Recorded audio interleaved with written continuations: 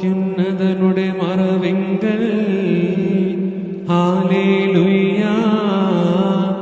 ദേവേശൻ തൻ നിഴലിലിരിപ്പോൻ സംസ്തുത്യൻ. ബാരക്കുമോർ കർത്താവോടുര ചെയ്തിടുമവൻ. ഹല്ലേലൂയ.